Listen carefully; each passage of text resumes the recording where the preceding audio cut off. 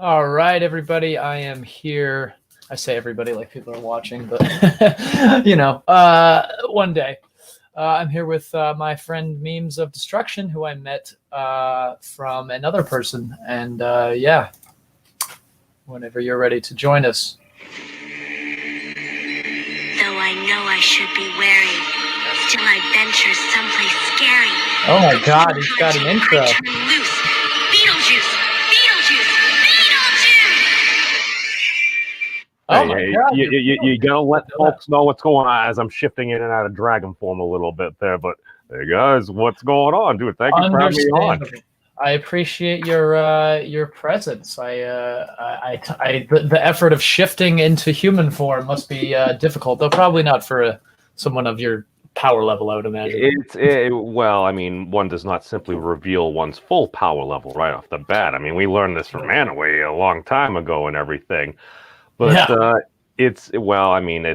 Breath of Fire was one of my favorite role-playing games as well. Oh, really? What is that? I thought that you look like a Yu-Gi-Oh person. That is very true. But before there was Yu-Gi-Oh, there was also the Dragon Clan as well in the Breath of Fire universe as well, where basically the main protagonist ends up shifting into dragon form in various different forms over various different iterations. It's essentially kind of their standard archetypical story, yada, yada, good, evil, this, that. And of course, there's always complications with it as well. And you're like, it's not always straightforward who's good and who's bad, quote unquote.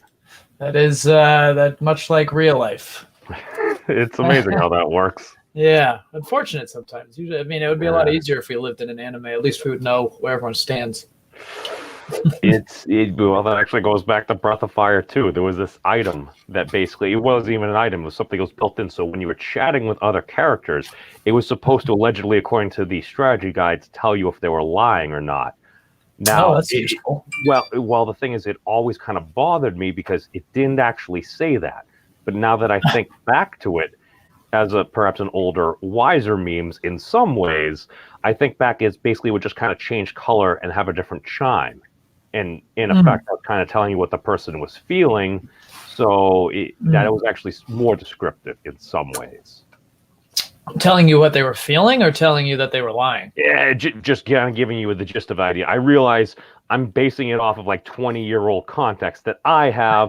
And you not having any context whatsoever except for the words coming out of my mouth. So, well, I mean, you're describing it rather well. Is it? I mean, you take it it's a good show?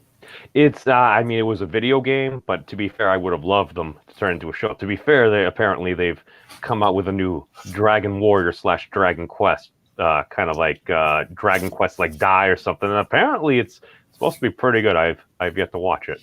Wait, you're talking about Dragon Quest, like the Dragon Quest? I've heard. Oh yeah. The original like Dragon Warrior and everything. They came out with a new anime, and from what I've heard from some folks that are paying attention to that, it's supposed to be pretty good. Well, we'll have to, I don't know, maybe check that out. So anyway, you have the name Memes of Destruction, but you're not particularly super hard in one direction. Is that true? You're kind of in the middle-ish, or you sort of go your own way as you describe yourself as a pathfinder? As a pathfinder, yes, and I do appreciate you putting that in the title there. That is absolutely. That's why I ask. Well, that is absolutely amazing because what's a pathfinder? My best explanation is a pathfinder. We're like Jedi. We just require more kyber crystals. The component goes into little lightsabers and everything like that. I did like that. What do you do with your extra kyber crystals? It's to be fair, I have never acquired any kyber crystals, so I could not say, and I'm also not a lightsaber engineer. So, well, have you seen the video where the guy made a real one? I have not. I want to see it. I'll show you it really quickly, like a quick little taste of it. There's a way to share my screen. Hold on, I'm going to. But yeah, it's really interesting. I'll show you. Well, maybe I'll just show you it real quick, and then I'll send you a link later. Because I remember, I'm not sure if it was Neil deGrasse Tyson or who it was. They were talking about, in theory, creating an actual like plasma saber and the tech and energy that would go into it. Yeah, no, these people really made it. It's real. It's 4,000 degrees, I think it said in the title.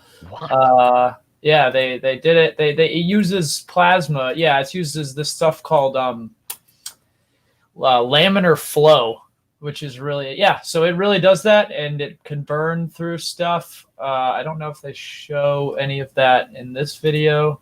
I have it on mute too right now, but all right, hold on. Here's Guinness World Records. Let's see, blah, blah, blah. Oh yeah, you can change the color too. You can made it actual plasma sabers. Yeah, it's freaking sweet. Really cool. Yeah, that's dangerous as hell, but that's freaking sweet. Yeah, and it looks cool too. It's all not cyberpunk. That's coming out very shortly. Yeah, I can't wait. Speaking of cyberpunk, that's great. I was gonna say steampunk, the other one, the rival to cyberpunk. That is amazing. I literally watched a video on Theory about like creating that like 4 or 5 months ago, and I'm like, dude, that's gonna be so far in the future and everything. And all of a sudden, I pop on here, and you're like, oh yeah, they made a lightsaber the other day. I'm like, what? A metal wall and a door and everything. It's crazy. I'll like I said, I'll send it to you on Twitter or something. It's great. But anyway, so other than being like a Jedi, I mean, is that really the only difference, that you prefer to have more kyber crystals than the average Jedi? I mean, I do say that partially in jest as well. That the Jedi actually have kyber crystals, but generally more of kind of like a lot of at least the ethos, the pathos of the Jedi, I do kind of agree with, in that I prefer being more of a peacekeeper and a seeker of a path forward there, and I don't really care what particular side might be up to quote unquote no good, and even no good a lot of times in reference, those folks think that they are doing something that is good, and why would I persecute for somebody for simply having a lack of information if I happen to have additional information, or maybe there's information I don't have that maybe I can learn from somebody else. I don't know. It's that whole you teach me and I teach you. It sounds kind of like you're a bit of a fence sitter. No, I've heard that. I mean, I also have used the term, and apologies for the harsh language I'm going to use, being at times a fascist pacifist. And you're gonna have to elaborate that. That term definitely requires explanation. And the reason why I say this is, number one, not so much, honestly, hold on, I'm sorry, not so much because of the pacifist part. I can sort of reconcile that, though not completely. But so it is kind of an odd combination. But yeah, go on. Where did you get that from? Well, at first, number one, if you spend enough time on the internet, at least in the current meta, there's a really good chance at some point somebody's going to call you a fascist. Doesn't matter what quote unquote side you're on, and using that as context as a prefix to actual pacifist, kind of like the whole quote unquote like Einstein, where it's like, all right, well, they want to be prime minister of Israel and everything. Oh, he was a pacifist and everything. Folks will say, oh, that would work, that wouldn't work, yeah, whatever. But the fact is, I would love to have unicorns and rainbows and basically everyone singing Kumbaya. I mean, that would be, I would like to strive. I would like to strive for something through that. However, in order to get there, I don't think fascism is the way to do it. No, I agree. The reason why I say it is, one, it kind of refers to the whole Ouroboros style, and that you're saying two of the most polar opposite things, gets people to say, huh, and the sheer fact that I also am a proponent of re-legalizing dueling. and the reason as a form of what? The reason why I say this, it just again, this, and it is more of an extreme solution. I would prefer that not to be the case, but the reason I put that mimetic out there is for the fact people to realize, because I've listened to some folks that are on further leftist streams as well as further rightish streams. And I have heard folks, again, this is a very anecdotal, but I have heard folks on quote unquote both sides literally expressing the wish to end other people that they disagree with. That bothers me. I see our fellow Americans literally being killed in the streets, and I sit back and say, okay, if this is a pressure cooker, if it's getting ready to pop, how do we add entropy into the system? And I'm like, you got consenting adults on both sides that want to literally engage in mortal combat. In the words of Dr. Serizawa from Godzilla, let them fight. Oh my gosh, that's interesting. So you're like I don't want to fight, but if you guys want to fight, I'm not going to stop you. I don't want so many of the good folks that fall within the very broad center, going in whatever direction out to so many degrees, getting caught up in it. And I'll give you a quick example of this. Like, so you want us to just kill each other and then get it over with? I want folks, if their hearts are full of hatred for one another, I want to give them the ability to potentially self-select, basically out of existence. That is what they want, because and I thought this through a bit, and again, my personal opinion, I think it's a terrible idea, but the reason why I say this is because if you also believe in the concept of bodily autonomy, it's like, this is my body, this is my choice. We did have up for a referendum a number of years ago, like the Death with Dignity Act, and everything, and it didn't pass at the time. I did have some issues. Right? I did have some issues with the way that particular bill was worded there. Oh, really? Can you like what? There was no. You did not have to basically contact any of your family. That was ultimately the one thing within that bill there. And my concern was the legislation at the time. I swear I can speak. Basically, the way it was worded is, you may have some very dire diagnosis. And basically within the course of about 30 or so days, you did have several check-ins with the doctor, but I put myself in a position where if I had a very bad diagnosis, and I was having like the worst month of my life, that I wouldn't even have to tell any of my family that I was basically going to choose to end my life. And I do think life is precious, and that was just the one thing in there that I'm like, well, why do you think people should be forced to tell people? I understand why most people would, but I'm not sure I would agree necessarily. No, that you bring up an extremely valid point, because also if you are a consenting adult and everything, if it is your body, it is your choice. I'll also be straight up, at that time, I also did consider myself a bit more of a conservative in my nature as well. I also was probably watching a lot of Fox News and stuff at the time. Not that that would necessarily contribute to that, but I mean, that is one of those things. And whatever we put in our heads. I realize I literally jumped from dueling, and I'm slightly taking away from my own argument based upon my prior, or at least position at the time with that particular legislation. But I think this stuff is important. And you know what? If somebody does happen to change their mind on something, that's fine. Just explain it. Because if we hold our children to the standard of show your work or explain your work, I think we can hold our leaders to the same standard that we hold our children. I mean, but you can, I think if you're on the precipice of, you have a difficult diagnosis, you're in a lot of pain. I mean, I think the work is kind of just there, though, isn't it? Isn't it kind of already displayed out? I mean, maybe that's, you disagree. And again, maybe I am misremembering. Maybe my position. Well, if that is the position, it sounds like that's pretty clear. It just seems. I mean, is that the only thing that you would change?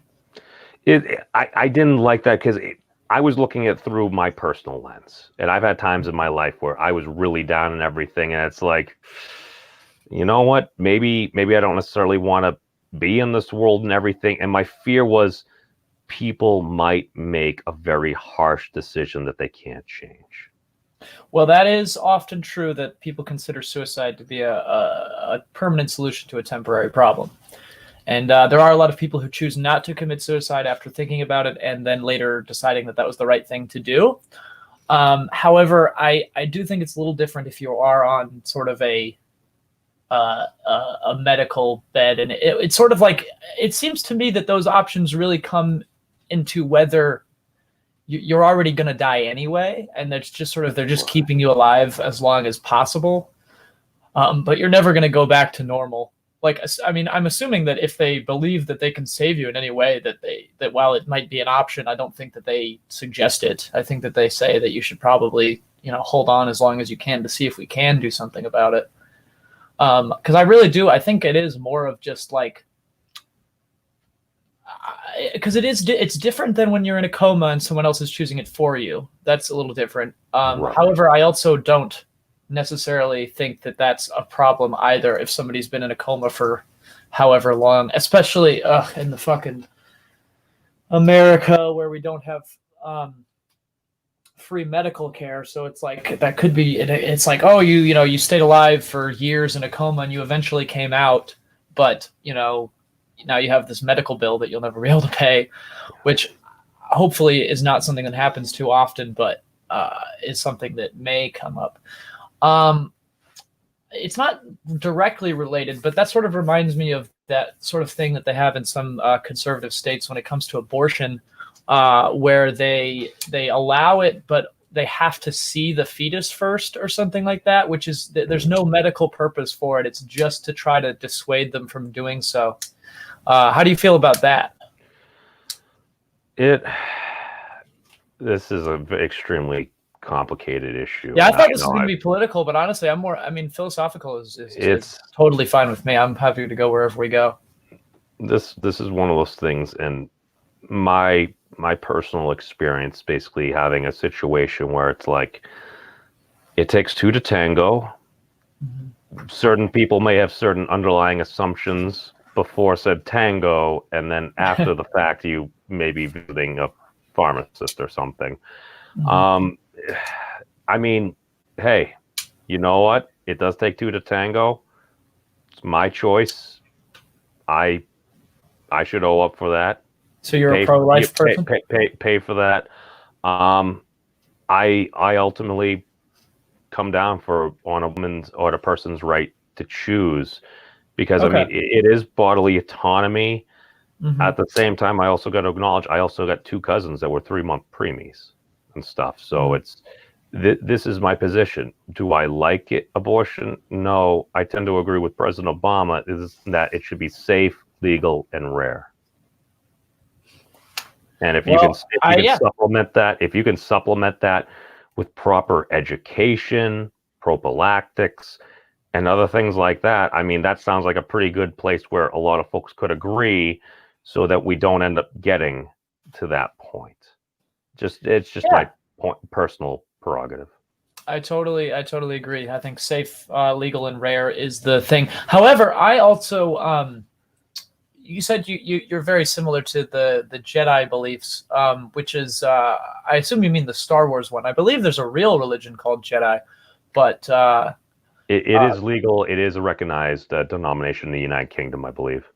Yeah, is that from Star Wars, or that's a? I believe so. I think the way it worked is on the census, you could fill in whatever religion you wanted, and they had so many folks end up reporting that they were Jedi, and that it is now in the census log that so many % of the UK population are classified as Jedi. I'm gonna look it up.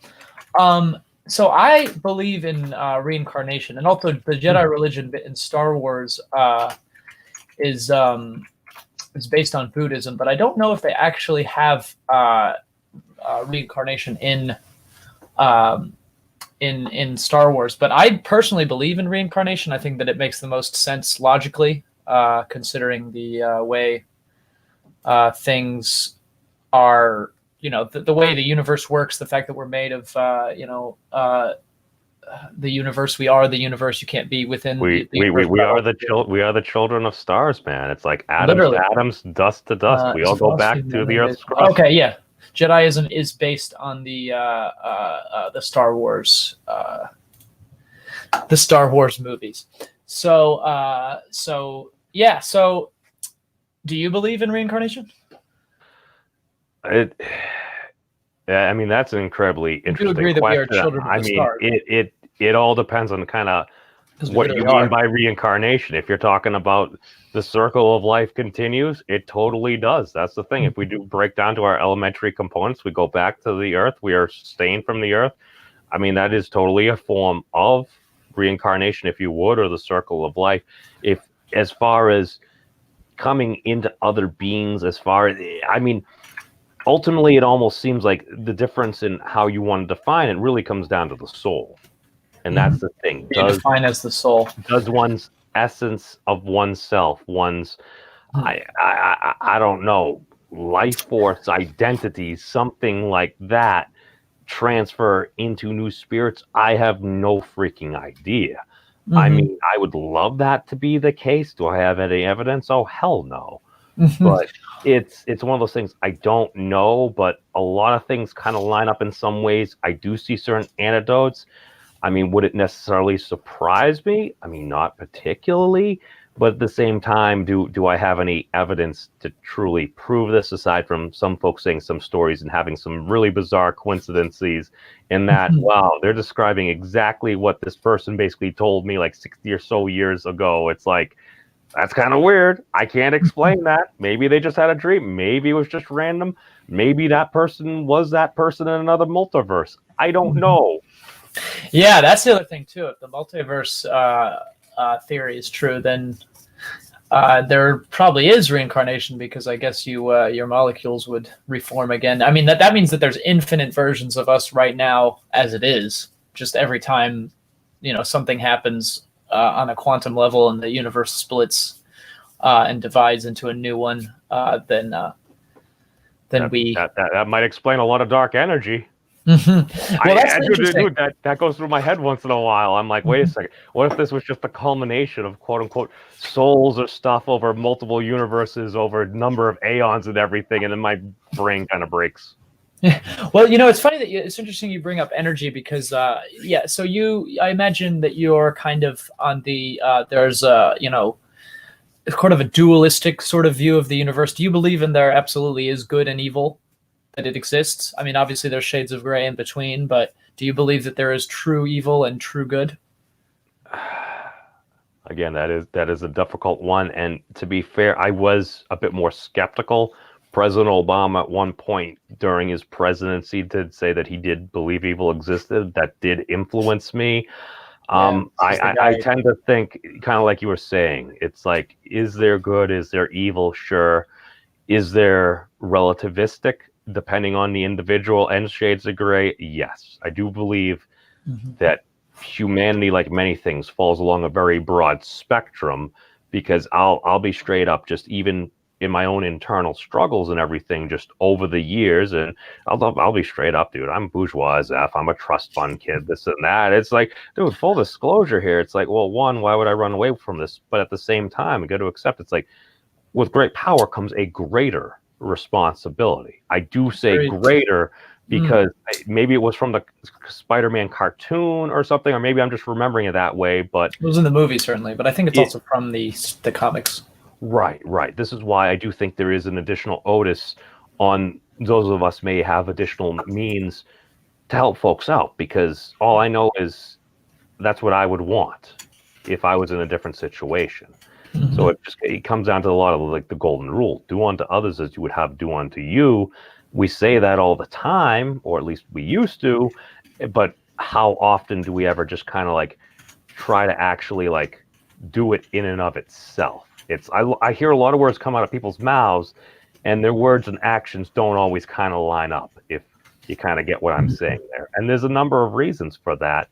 And this is why generally, again, I say I'm a pathfinder. At the same time, I also said I'm kind of a liberal that believes in progress. So basically, you put a gun to my head, quote unquote. Again, we're not promoting any violence here, YouTube, but my gut reaction is, yeah, I'm a bit more of a lefty.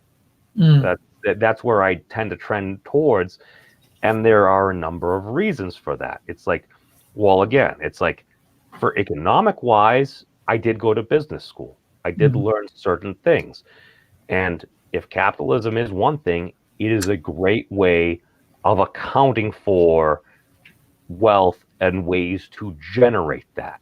Now, I personally think you should have a certain level of a moralistic framework surrounding that as well, to make sure, because even quote unquote like absolute free capitalism, guess what? Supply and demand is the ultimate definer. And if you follow supply and demand as the ultimate definer, you're going to have a lot of consequences people have major issues with. So yeah, capitalism is certainly a way of moving wealth around. However, it seems that it only, well, first of all, are you familiar with the actual difference between capitalism and socialism? And are you familiar with social democracy, the sort of halfway in between one? I hear a lot of folks talk about it all the time, but I'm probably nowhere near as well versed as yourself. So if you could. It's basically it's like socialized capitalism. It's capitalistic framework, but we have things like free healthcare and education and stuff like that. Like you can go as far as you want. It usually is mostly just they basically understand that it takes money to make money, which is I thought was like kind of a like foundational lesson to understand. I believe in business school we can define that as quote unquote duh. Yeah, right. It seems like that's like one of the day one lessons. So I would think that social democracy would be the way to go, but it basically, yeah. So it just sort of tries to keep people from getting to a point of absolute zero, basically, sort of, keeping people from destitution, which I think is a great start. I think that unfortunately,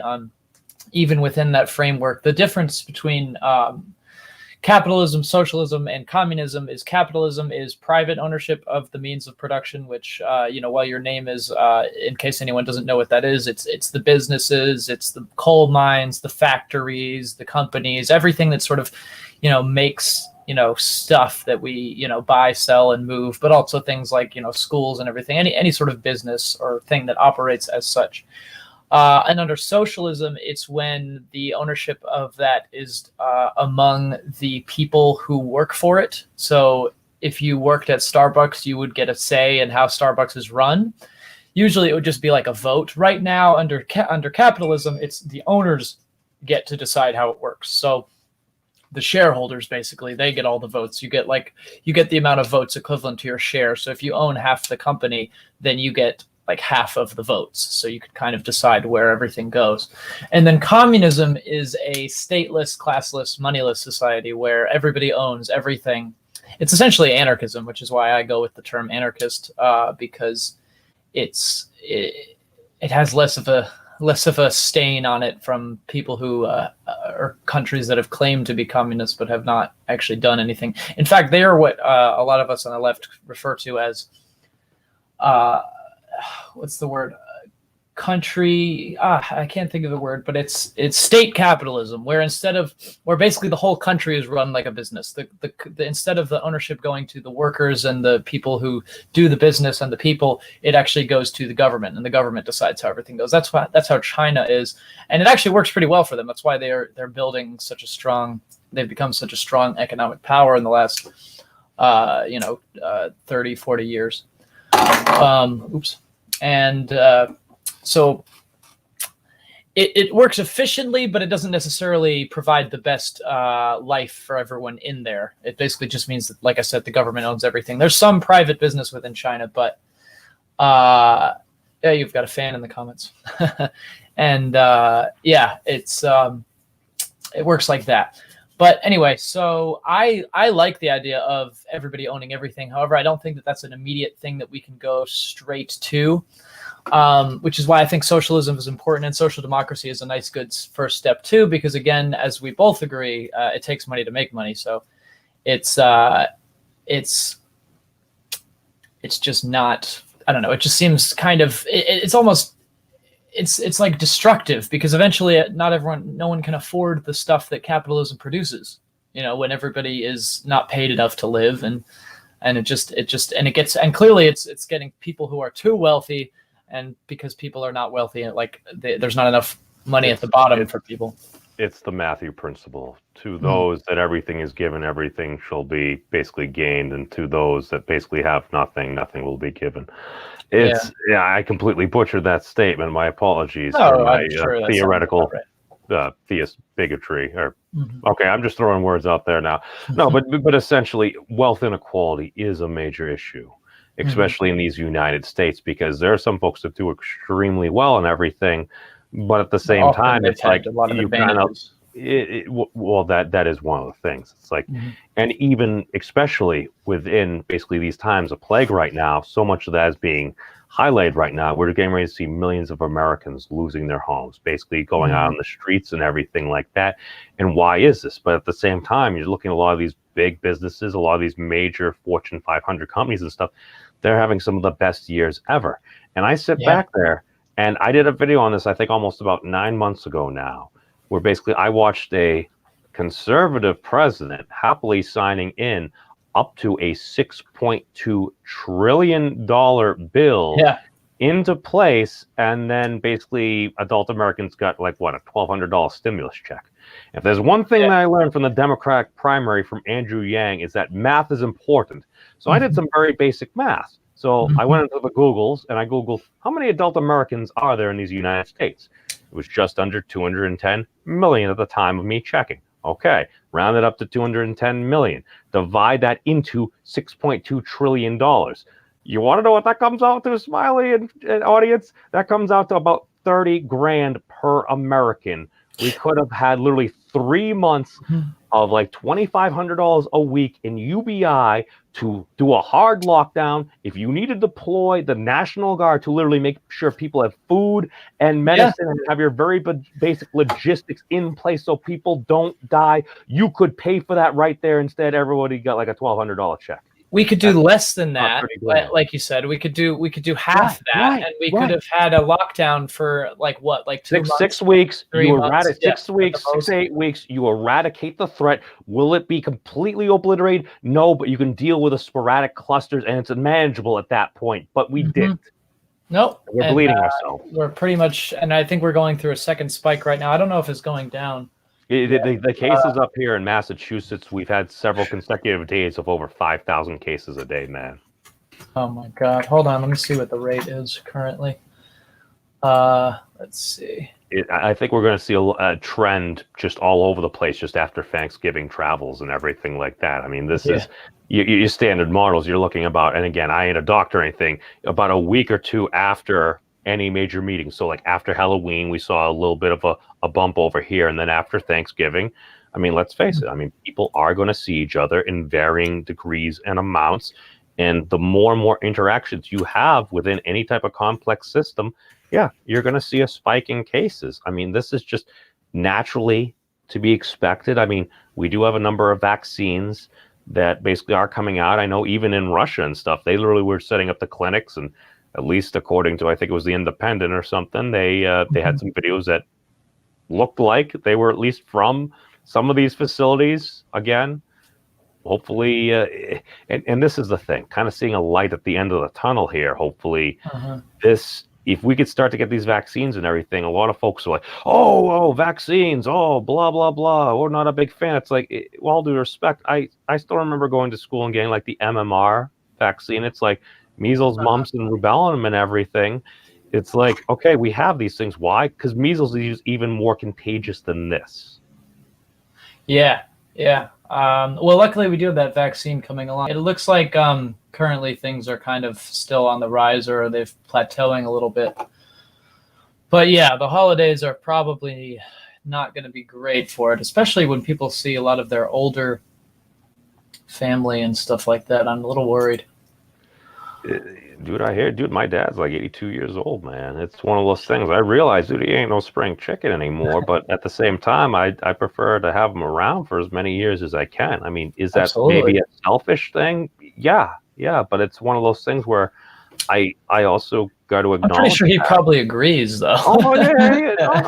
This is the thing. It's like you want to live your life, but at the same time, you have a novel virus that's out here and everything. Again. Is it a wicked bad flu with a much higher ability to infect? Yes. Now, we were talking a little bit before about kind of like complex systems and stuff. And let's face it, people get pneumonia from the flu. People die from pneumonia from the flu. This has similar effects, but it's like 5 times more infective. That's the thing. And it leaves like lasting damage. For a lot of people. Dude, I've been following this, and I remember I started covering this. I interviewed a young Filipino who was living in Hong Kong at the time in mid-February, And I asked her about what was going on over there. And she did have some concerns in that a lot of their food stores, a lot of like their chemicals like bleach and stuff, they were running low for a while. Now, Hong Kong is also an island as well. But I asked her as far as what was going on there.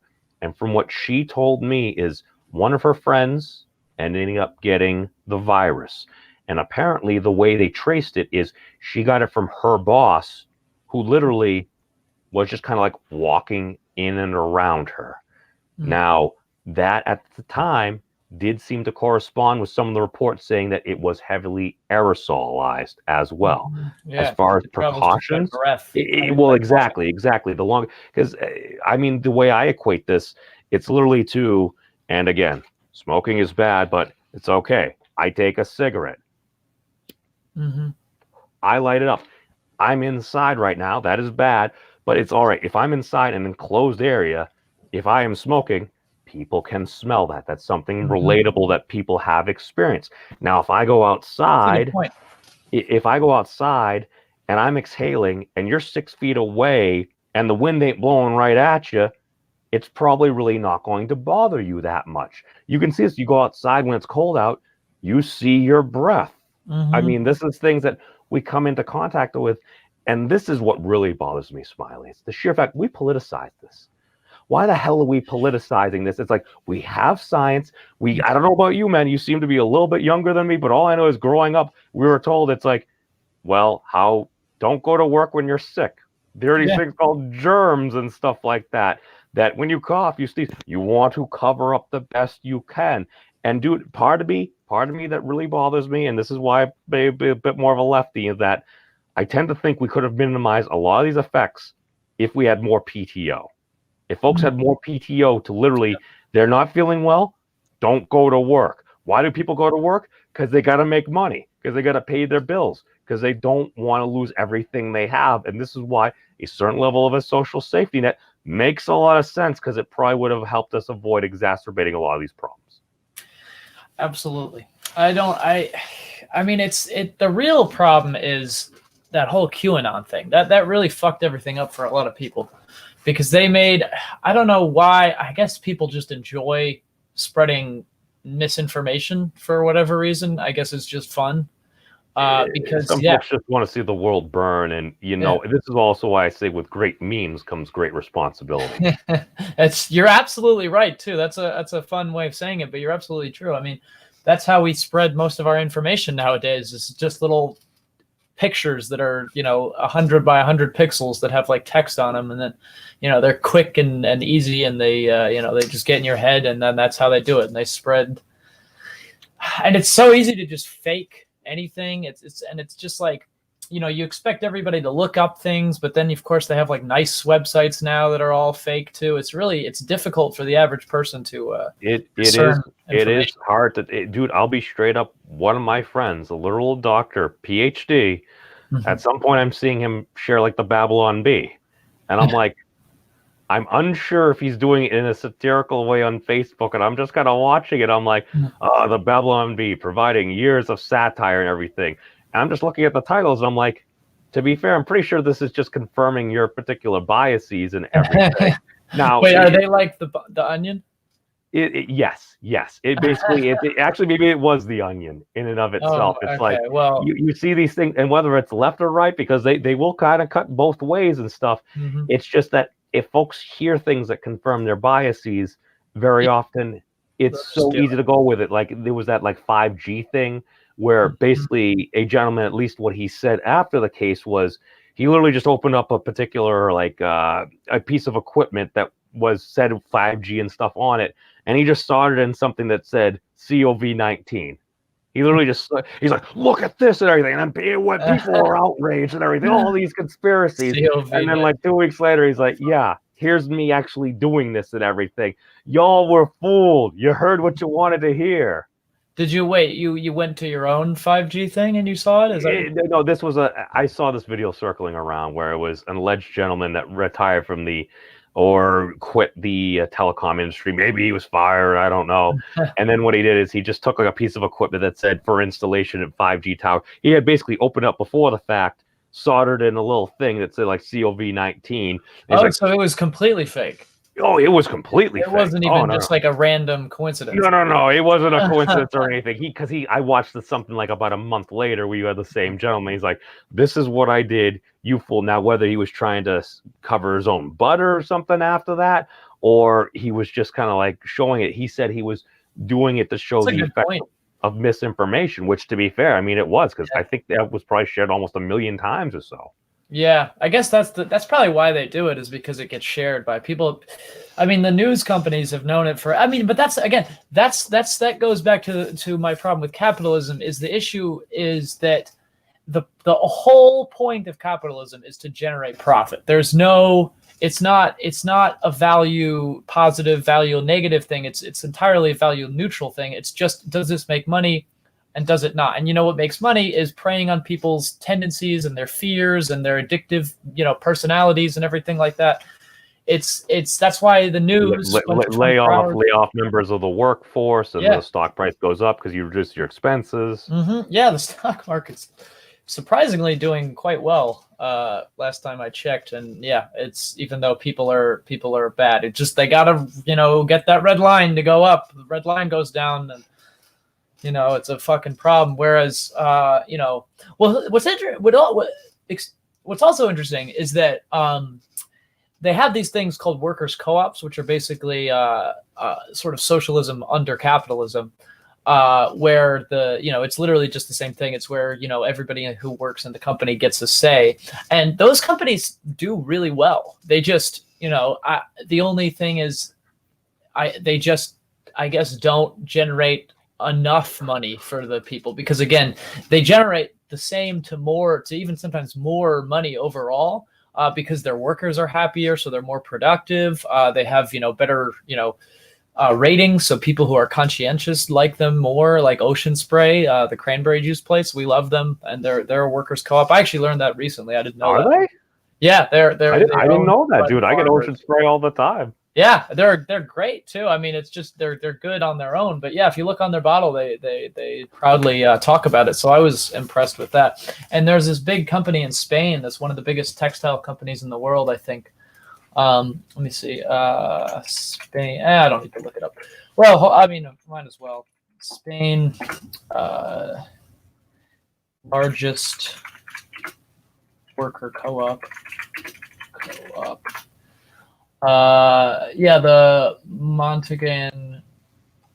Let me see. Let me share screen. Oh, it sounds familiar. I think one of the things that co-ops kind of suffer from, in that it could be harder to scale a bit depending on what. Actually, it works better the bigger it is. Believe it or not. Really? They actually, yeah, the bigger they are, the more, because again, they, it's not like everybody's got the same goal of the business doing well and them doing well, but they have better, rates of vacation, better, again, workers have they enjoy it more, so they have better things.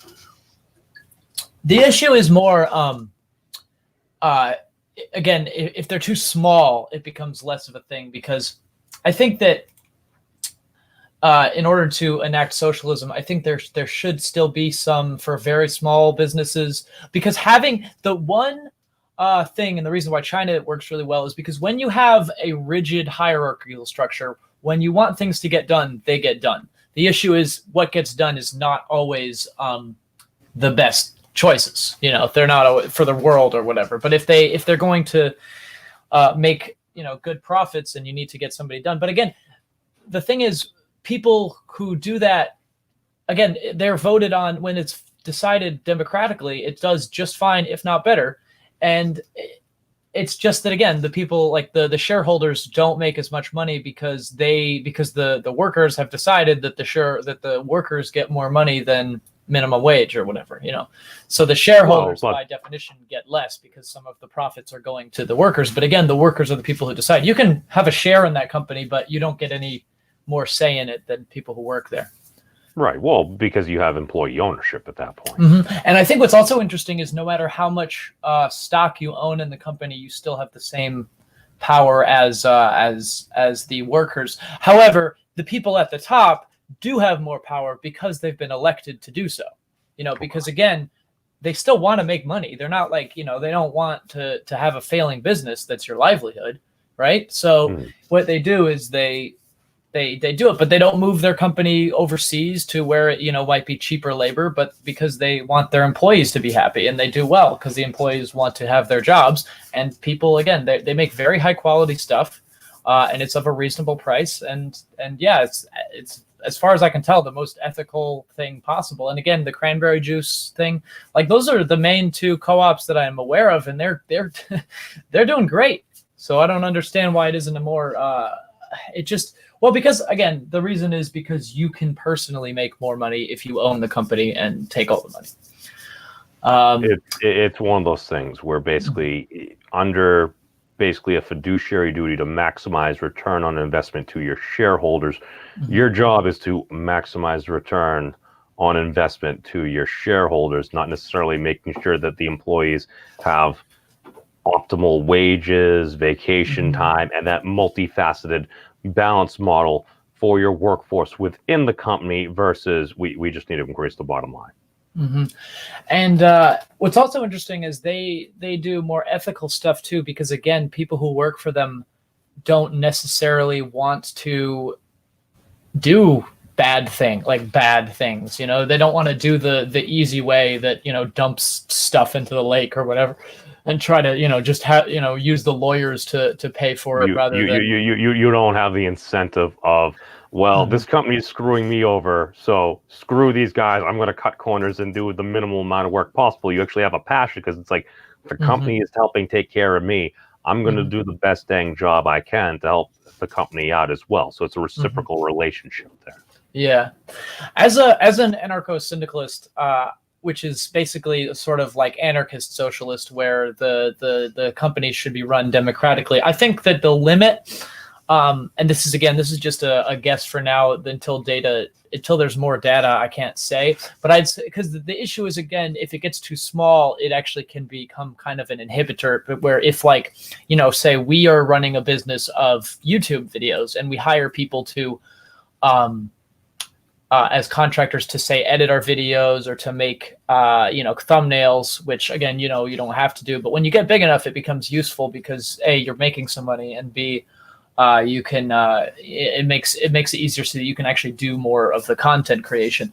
But having them participate in equal say in how you run your channel isn't necessarily there's no real benefit to that. So I think a good general rule is it should be decided based on it should be syndicates are workers collectives that are of the individual companies, but also they have councils where they sort of become the government, and then sort of like it would be like the council of like YouTubers and online entertainers and everything like that. So an elected group of them would then decide the rules for the general population. So that's how it will be. And so I think it would sort itself out just fine anyway. But I think a general rule would be until the boss is like, in a small company, the boss and the owner basically does everything, and then they hire some people to help out, and then they still do stuff. I think once the company is at the point where the boss can afford to no longer participate in the labor to the same extent that their employers do, I think and their employees do, and they have enough to sort of become hands off, then I think it should start to. Then I think that's the point that it should move over. But again, I really think that it makes the most sense. Because again, I like democracy. I think democracy is, the more democracy, the better, especially nowadays when they, the biggest argument against democracy everywhere, which comes from, again, conservatives who are all about, the American freedom and everything. But when it actually comes down to it, they're not really all about it, that they say mob rule will become the issue. But I really don't see that happening, because if everything is directly democratic and we get rid of all politicians, I mean, not overnight, but we start to do that, then people will naturally become more informed. Because again, imagining if all news companies weren't just trying to profit, and they weren't just beholden to shareholders, they would actually become real news places that really actually their job is to inform, and not just to make money, and then, make money by informing people or by, sending a bias. Because right now they're not to inform, they're to convince. They want people to see things a certain way rather than just see things. And when everybody is well educated, well healthy, and the companies are being run as the workers would wish, and as everyone who works among them would wish. And again, people are voted into like management positions, but you're not like promoted, you're voted into management positions. And if you're a bad manager, then you get voted out rather than, just like you just got to deal with it. So it just seems way more effective and way more meritocratic than the way things are now. And it seems almost like I really can't think of any argument against it. I haven't heard any convincing. I haven't even heard one that works. I've just heard some people be like, well, they don't really work. And then it's like, well, I have this evidence of co-ops that do work. So I don't really. I think a lot of people's hesitation is that we have an established system. Yeah. Many people have basically earned a great deal of wealth and have been very successful to varying degrees over the years. In the sheer fact, basically, people are proposing something that is change in and of itself, that they are very skeptical to change at the same time. Yeah, well, you do raise a good point, which is that there are people who it does not benefit, which are people who are already exploiting like tons of people and making a lot of money that way. And those people often have access to lobbyists. But I'm just saying the average, person like you and me, like the person who, I mean, you may be, as you said, you have a comfortable lifestyle, which doesn't necessarily make you bourgeois or whatever. It's just because the bourgeoisie is really just the ownership class. So if you own a business, then you would be considered perhaps a bourgeoisie. But again, I don't think that you should, even if you did run a business and if you actively worked in it, I think that, you could still run it any way you wanted to. It's once again that you are, when you're spending more time outside of the company than in the company, then I think that maybe you should give your workers some more power and sort of be incentivized to do that legally. But it's only those people that have any reason to dislike it. But again, we're all better off when we're all better off. Even the fabulously wealthy people who have like 8 yachts, like the Jeff Bezos of the world, they will still get to live in a society where people who could create amazing, wonderful things, because again, what's the point of being wealthy besides being able to buy wonderful stuff and experience, luxury or whatever? If we give access to people who can create things rather than just force them into a job that they don't like to make ends meet, then think of all the new and amazing things that we could have that we wouldn't have access to otherwise. You wouldn't, think of all the stuff you're missing. The sheer number of geniuses that we're missing out on harnessing due to whether it's lack of food, lack of healthcare, or something just all across this entire planet. I mean, this bothers the hell out of me just because so many folks that I've even talked to folks that are pretty dang far right that maybe are saying things that a lot of folks would consider very offensive. And I'm like, I would love to hear it from them. Well, this is the thing. It's like, I've literally spoken with folks that are quote unquote black nationalists. I've literally spoken with folks that are quote unquote white nationalists and stuff. You get a lot of good people. When you boil it all down, man, it's like most folks just want to live a good life and be left alone. Yeah, agreed. Exactly. And the best way to do that is to make sure everyone is comfortable enough to live their life alone. I mean, not everybody has to, do the from each according to their ability to each according to their need thing, especially nowadays. I mean, from each according to their ability to each according to their need made sense during, the pre and early post industrial revolution times, when we didn't have literal Postmates and Uber Eats and shit like that you can have like stuff or like Amazon's drone delivery, which isn't, widespread, but is still a thing. They're actually doing that now?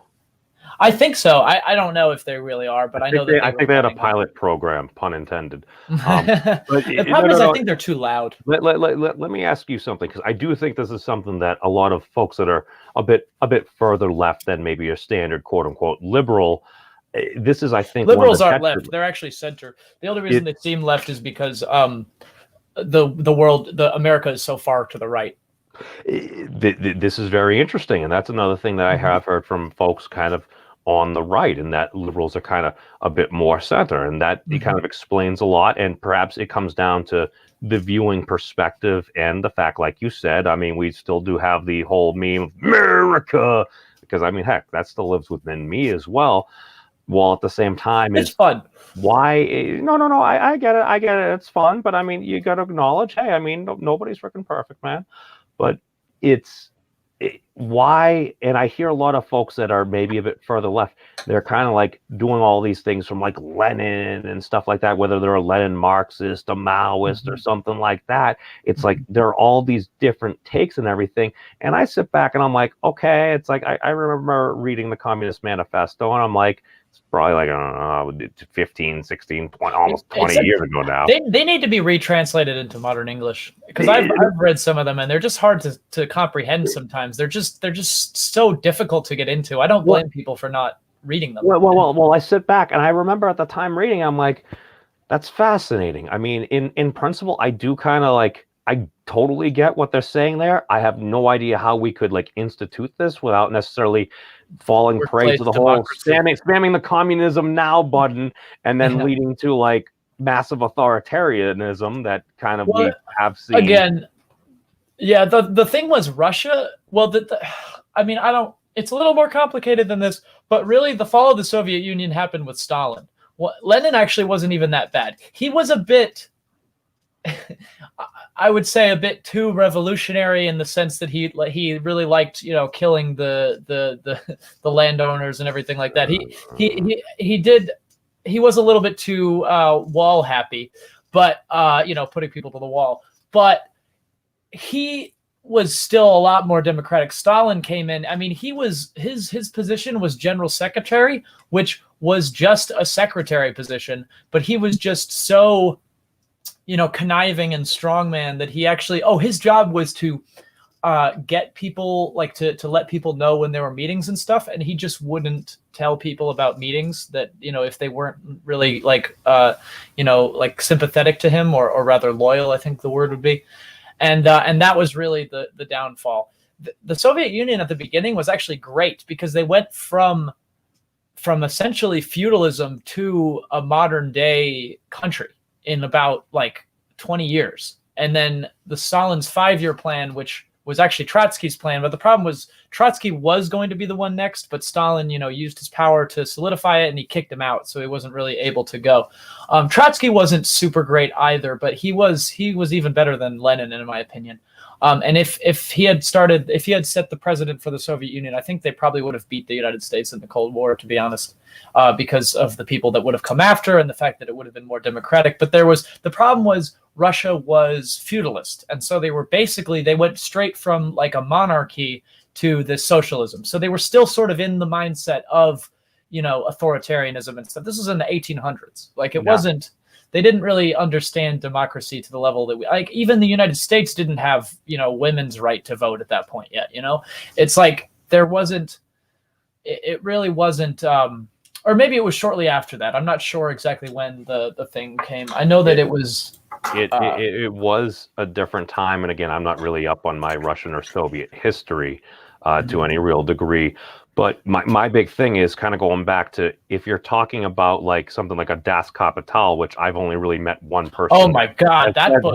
They've actually read it, like a 1,200-page book. I've only met one person that at least says that they have actually read it. But my big thing that I took away from what folks have told to me is that I thought the whole concept of quote unquote communism was something that would happen in a post-scarcity society that the people would voluntarily choose. Yeah, that's when communism would take over, in my opinion, too. I think that, and I think we're actually much closer to post-scarcity than we might realize. The issue is because, again, even Amazon wants to change its workers over to robots. But the thing about automation is, under capitalism, it's actually it's actually kind of a sort of a double-edged sword to capitalism, because again, you put all these people out of work, so you don't have to pay them anymore, but then you have all these people who are out of work, and it's like, what are they going to do? And I don't think that it makes Andrew Yang look pretty darn smart.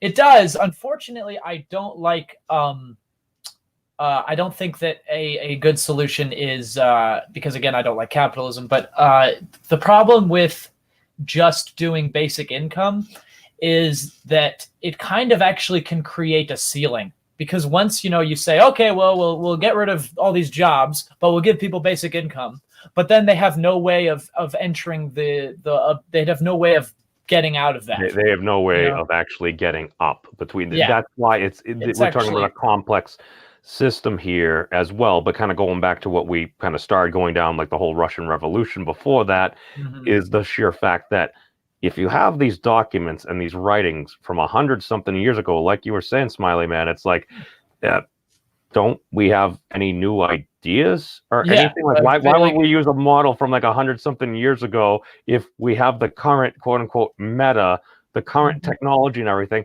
Can't we figure out a better way? And I think one of the things that I've heard from folks on kind of like the greater side of RedTube and stuff like that is like, oh, we need to do this, we need to do that, because I'm hearing so many of these same old ideas and everything. And my pitch would be, do you have anyone in particular? I might know who you're referring to. It's like non-compete and stuff like that. Non-compete? Yeah, he's an anarchist. He's not bad. Yeah. No. Him and Luna are an awesome team and everything. Do I agree with everything they say? No. But you know what? I can respect them. He actually is the one that convinced me to be anarchist, because I was in that point where I was like, I don't know what to do. Like, I know capitalism. I mean, that's when I started on the social democracy or social democracy. Democrat. The thing, it confuses people because a democratic socialist and a social democrat. The social democrat is the socialist, the democratic socialist. See, people are confused. They hear capitalism, they're like, America. They hear all these things and they're like, are you a commie? Yeah, right. And just like that mimetic comes out there. And here's what I think. I think that the name social democracy is stupid, especially because there's democratic socialism, which is a different thing too. But they're similar, but they are different. I've heard the definition, but I heard the difference between them like 100 times, and I still don't quite know what it is offhand. But it's that's a problem if we're trying to. What I like is social capitalism. Because think of social, they think of like social security, socialized healthcare. They don't necessarily think of socialism. I mean, they do, but they don't at the same time. So I think social capitalism would be a good way, because then if you socialize capitalism, it makes a lot more sense, and it goes back to that it takes money to make money thing. However, I don't think that that's a permanent solution, because, again, that still doesn't remove the problem of everything being related to profit seeking. And it doesn't, again, give people the democratic power that they would need. Because, again, those things can be taken away, just because they're there. I mean, that's what they're trying to do in England. They've been trying to take away the National Health Service for a good few years now. I don't think it's going to happen. But, I mean, that was their whole thing with the Brexit and everything, too, is they're trying to get away from they're too bureaucratic and everything like that. And, again, bureaucracy, all that stuff can be eliminated with direct democracy. You just hold referendums, give anybody the opportunity to suggest something, let them explain it for a little bit, and then see if people like it. And then when more people like it, and then eventually, you can put it on the docket and then let people vote on it. And if they don't like it, then they don't like it. And if they do, then it can happen. It just seems like duh. It seems so obvious to me. I mean, again, my one issue with a pure democracy is that it can have very unintended consequences. And the reason I say this is because, and again, it would depend on how it was formatted. The reason why I say this is because I remember when I was in high school, my senior year, I was sitting in Latin 2, and all of a sudden the principal came on the loudspeaker and said, a plane has crashed into the World Trade Center. Yeah. And I thought that was very strange, because I remember a couple of years ago, I'd seen something on the news as I was going to school as a kid, like a Cessna had flown into like the Empire State Building, and the pilot ended up surviving. I think somebody ended up losing their life as an injury after the fact.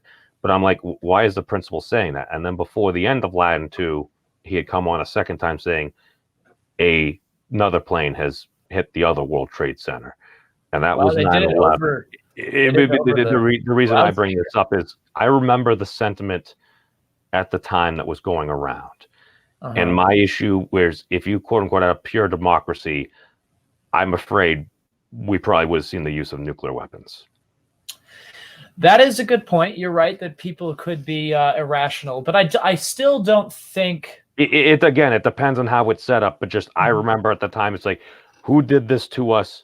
Obliterate them was the kind of, that was the mimetic that I was taking. And again, that is kind of my holdup in that. In general, should we have referendums? I totally am for that. But my response would be that I think In that case, first of all, I believe that if we were in a more socialism type syndicalist sort of scenario, we wouldn't. Because again, the main reason we went there was because of oil. Like they did, we were specifically against Al Qaeda because of the 9/11, and I'm not going to go into any conspiracies or anything like that. I don't even think it matters at this point whether it's real or not, because it was tragic and in the past. But I mean, the things we have done to them at this point have sort of surpassed that, in my opinion. I mean, it was very acute, and I totally understand that a lot of people might disagree with me on this, but I think that I think that we've at least, because the reason that we haven't beaten them yet is, I think, because again, the war isn't just against terrorists. I mean, when was the last time you even heard the term the war on terror? It's like the problem is they're tiny little, basically anarchistic cells that are basically, they blend in, and the problem is we spent so much time bombing them that they don't like us, not because of our freedom or whatever, which I don't think was ever the reason, because again, we armed them against the Soviets. The reason that they had the ability to do that was because we gave them the training and the weapons to do all that. So because we didn't want the Soviets to invade Afghanistan back in the whenever, I think the 80s or 70s or something like that. So I just feel like if we had begun with the democracy and things like that, and you're absolutely right. I think the military is far too large anyway. I think if we gave people, and I think you're right in that specific point, maybe it wasn't the right time, but I think definitely now we could start introducing more democratic things. And eventually, again, I'm not saying overnight. That's the problem, is there's no overnight. However, I think it could be quicker than most people might think. But I don't see that people would be using nuclear weapons anytime soon. I mean, again, unless there's another terrorist attack, but I don't see that happening too. Again, unless it was domestic, I think, but I hope that things don't get that bad either, because I mean, but there's a lot of unrest going here on both the left and the right. So there's people are worried about a civil war. I don't think that that's going to happen anymore, just because I don't think that we really do that anymore, because people are far too, I don't know. It's hard to organize people to that point, because people are a lot more aware of what war means, and they think about things a lot more through. I mean, not everyone thinks everything through. I mean, there are people who will drive, trucks into protesters and stuff like that. But I mean, if anything, if we were to start a civil war, it wouldn't be the left fighting the United States. It would actually be the right, I think. I think that the far right would be organizing a lot more, because they got the guns. They're the ones who are a lot more, crazy, and the other ones that will actually do this stuff. So I think if we're worried about a civil war, it's more the alt-right people. Are they still the alt-right, or they call themselves something else now? This is one of the things, because I hear a lot of the same things no matter on what side it is, because it's actually fascinating in many ways, because a lot of times it's like I'll hop on kind of a bit of more lefty tube things, and I'm hearing a lot of things that you're saying, and then all of a sudden it's like I'm seeing highlighted examples, and I'm like, all right, are some of these maybe a little bit more superficial? Okay, maybe. Are there other examples? Because I will hear terrible news stories that I don't hear about on kind of more right-wing channels, and I'll hop over to kind of more right-wing channels, and they're saying, oh, well, look at all these things here. I'm like, okay, well, what was the situation before that and everything? And I hear a lot of the same gripes. And that's what brings me to, I'm like, okay, well, if you truly hate each other that much, maybe we should re-legalize dueling, and you guys can have it out in Mortal Kombat. I would have to be a fair one, because again, I think they have a lot more guns than we do. That being said, a lot of people on the left are very pro-gun. That's why people who are anti-gun are the middle. Say again? Well, and this is the thing, and the reason why I say dueling is because you can challenge somebody. Basically, what happens, because the other reason I say this is because we also did have a history. We can't forget that Alexander Hamilton, he did end up losing his life in a duel against Mr. Burr. This was after his presidency and everything, but at the same time, we have a notable historic figure that ended up dying. It came down to honor. And one of the big things I do see is a lot of folks are saying very hateful things very easily because of the internet and everything. And I came to this about 2 years ago, at least in this particular mimetic in my mind, is I heard somebody on a bit more of a lefty channel, I'm not sure if it was an MTV thing or something at the time, saying all these hateful things. Well, back in the day, we used to call them fighting words. And then I was on a stream for a more conservative friend, and then he said something about folks on the left. He's like, we used to call these fighting words. And I'm like, okay, time out for just a second. I literally heard the exact same term heard by a very progressive individual and then a very conservative individual. Okay, we have a meeting of the minds here. If they're fighting words, what did we used to do? You demanded satisfaction. Basically, you asked for an apology. The person could apologize, admit that they made a mistake. Okay, boom, we move on. If we're in the time where folks are like, no, I don't want to apologize for anything, and you're being a dick to somebody, then at that point, that person could demand satisfaction, challenge somebody to a duel if they were under no obligation to accept. However, because, I mean, people might throw frivolous things out there saying, oh, I'm going to duel you because your stew wasn't all that great or something. That just seems kind of frivolous in my opinion. Yeah, right. People usually recognize it. However, if you're going around insulting somebody's spouse, defaming their character, and you're maliciously, continuously doing this, people can objectively say, for the most part, it's like, dude, you're being an asshole to that person. Yeah. Pardon my French, my apologies to the French.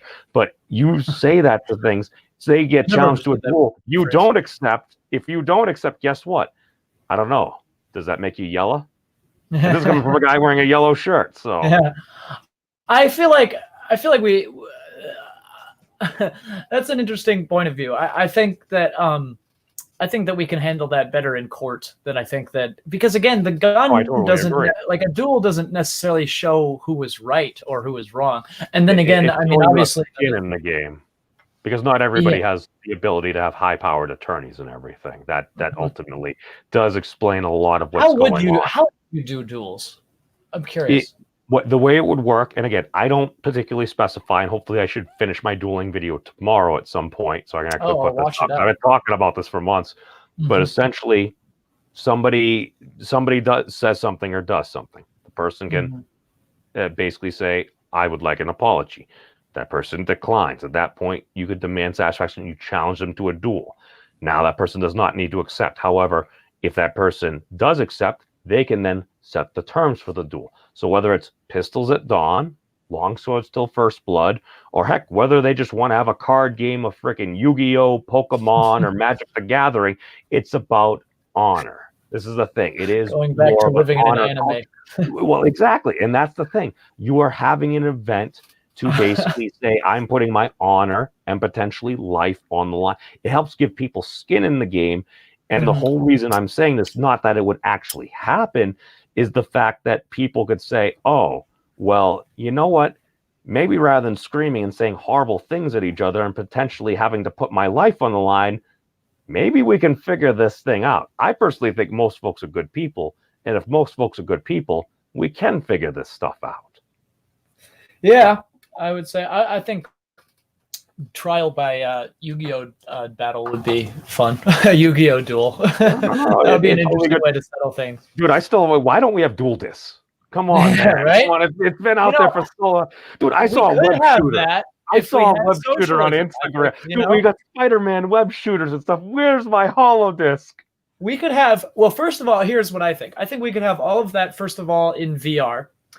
Because again, VR is super expensive to make. So I think that if we had a lot more people had the opportunity to, rather than work at whatever, they could invest their time and education into figuring out technology and creating VR. And then we could have, great duels in VR, like actual Yu-Gi-Oh style dual disc things. But then eventually, I mean, who knows? Maybe we could have it in real life, because again, people would be doing things because they wanted to, not because they were worried about, putting food on the table. I feel like a lot more interesting things would happen that way. We would have a lot more. Let me tie that back into co-op. Sorry to cut you off there, but it's just, I've been thinking about this for a while, and I truly think so much of the future for a lot of these, especially like given the pandemic and things that we're seeing, and so many of like these very large businesses that have all these studios and all these major office spaces and everything, a lot of these folks decentralizing, they can save enormous costs right there on real estate. Plus, at the same time, access your fan base. I'm not sure if you saw that, what was it, the Star Wars, that like Vader origin story and stuff like that, got like a couple of million views or A something. new movie? No, it was Yeah, a fan-made thing. It was like a yeah, 15, 20-minute thing. Dude, the quality of that, like, I truly think that if a lot of these studios, they were to allow a lot of their fan base access to using their material to generate user-created things. So whether it's for a particular IP creating a video, or even just like a level builder within a game, something like Ark Survival Evolved, you create your own amazing island and ecosystem and stuff. Guess what? You spent time, passion, and investment in that. I feel like you should be able to profit off that. If you would, like, if that comes out, gets released as a couple $1 download, millions of folks download it, I think you should be able to earn the fruits from your labor. And since or what if it's just donations? Well, that's the other thing, and this is my idea, and especially when you brought up like social capitalism or whatever term that you would just use there, my pitch is democratic capitalism. What is democratic capitalism? It's basically what you just said there. We're already starting to engage in it. So whether it's a Patreon and helping to support different folks, whether they're an artist, whether they're a YouTuber, this, that, or the other thing, it's people within communities supporting other folks within the communities. I think that's how we can actually knit things together. And again, we're doing very social-based programs and helping out individuals in the community, but we're also utilizing free market principles. And this is how I said on a particular broadcast, how folks on the left, this is how we can actually achieve many of our goals by utilizing conservative principles to help achieve our goals. And the thing that was very sad about that, and I do have to highlight this, is I said that on, I think, one of Naga Pete's chats. I said we can use basically conservative principles, quote unquote, against them or something like that. And the response I got from an individual there was, by lying to them, question mark. And that made me so sad, because it's like, is this really the point we're at, where we just assume that, you know what, well, the other side is lying and stuff, so we have to lie too. And that bothers the hell out of me, because what I meant by that, I'll give you an example. So I live in the Commonwealth of Massachusetts. And this was something that kind of bothered me that President Obama said in one of the debates with Mitt Romney, was like, oh, Mitt, Obamacare is 95% Romney care. Now, well, that may be true on certain levels. What President Obama didn't mention was that Governor Romney and our legislature, they made $1 billion in deep cuts. Those cuts affected many people. However, what those cuts also did was we paid for Romney care, because at that point you take away the conservative argument. Well, how are you going to pay for it? Well, we made the cuts. Oh, so at that point you'll have some Republicans that will argue with you, because, well, they're Republicans and you should expect that to happen. But at that point the argument becomes, well, we don't want somebody that's down on their luck to get access to potential affordable health care. That's not a good argument. Now, is that a bit of a straw man? In some ways, probably. But at the same time, if you take away the core argument there, well, now I think you can actually have progress. So other things within democratic capitalism is, now this past year I ran, basically this past year we had the election. So the issue we ran into, there was so much fake news about a real campaign. So I did real news about a fake campaign. I was running for the president of this Internet of Stuff and Things. And one of the things that I wanted to see was like algorithmic fairness as well, basically having a bit more openness there. And this is something that I kind of take away from Andrew Yang as well, rather than necessarily having to include or incorporate potential VAT tax, which in some ways does make a lot of sense depending on how it's tailored and everything. A lot of folks in Europe use it. Then again, there's a concern that that would take away from the economic growth engine of these United States. Again, I can understand that, but what's a way in which you could fund people getting money for something of value? Well, how about your data, your choice? In that, basically, let's say Facebook, they make something like $26 to $35 a month, I heard, based upon just every individual uses metadata. My thought is, you should be, the data that's being used, that depending on all these terms and services, you're just clicking through. Dude, I still remember when an Apple terms of service thing was like under 100 pages. I think I got like 38 pages in, and all I remember was, you have no rights, you have no rights, we has all the rights, you have no rights. I'm like, okay, I'm sure at many points, if you challenge any individual thing here, depending on the case, it might be ruled unconscionable. Now, again, I'm not an attorney. That's my father, Mr. Memes. Now, my big thing is, if these companies are making all this money off of our data, we should have the right to receive payment for that data. So either Agreed. you're not allowed to use a person's data, however, they have the ability to opt in to provide their data, and you pay them, I don't know, like half or 60% or whatever, based upon the earnings of that data. Guess what? If enough companies did that, you could probably make, on an individual level, at least a couple $100 a month. Can folks right? survive here on a couple $100 a month? It's a mutually beneficial option. But that's a method to use current existing free market things in order to help folks out, and especially in times like this that are really tough. A few $100 extra a month that literally is already being used to be productive for private companies. I don't know. Yeah, maybe it's an idea I hadn't heard before, but it's like, if you can do that as well. I feel like more people should be talking about that. I've thought of that too. It makes perfect. Like we use them for free, and that's the sort of the argument of like, well, if you're using it for free, then you're the product, right? Well, they're making enough money that they should absolutely give us some. Like it makes, and then people will be like, oh, I'm getting paid to use Facebook, and it'll give you incentive, because as you said, if it's a percentage of the ad revenue that they're getting, then it should really be, the more you use it, the more you get. So like, it makes more sense. And this is also why it's for things like YouTube and stuff like that. Like I personally think that a lot of these social media sites and everything, many of them brought to us by Google, which, do I have some issues with Google? Sure. But at the same time, I look at the overall thing. It's like, dude, I use so many of their services. I've totally benefited from them. I think in general, we've seen a lot of net positivity, not to say that there aren't negative things that go along with that. But the sheer fact is, I view this as the modern means of production. And that's literally also why I think we should be careful before taking those means away from somebody. And if you're going to do that, make sure you have a very clear process by which you're going to do it. Like if you're going around and you're like broadcasting, because I remember there was a thing with, I think, like Lauren Southern, where she had got like booted off of Patreon a couple of years ago. And it's like, well, what happened? Well, she was doing this and that. I'm like, didn't she fire an incendiary device again at a navigable vessel or something? And like, you see, that's what, well, she was out of range and stuff. It's like, you don't think that's that. My big thing is, what Patreon needs to do is make sure you have very clear terms of service in that. And I realize from a legal perspective, they need to have it all vague and stuff. This is where our legislators and our leaders come in to kind of like fill in the gap, where it's like, okay, if you're doing anything that could be construed as promoting violence against folks, like, I don't know, firing an incendiary device at a navigable vessel full of immigrants or something like that, I don't know. Did she really do that? That's pretty crazy. She fired a flare gun at a boat, I guess, that was falling around a vessel that a flare gun could do some damage. You could light a fire, man, and everything like that. You could start a forest fire if there was anything. And if you like shot somebody with it, like it could catch their clothes. It would definitely give them some terrible burns. I've watched videos where basically final bosses and or alien creatures and stuff have been taken out with flare.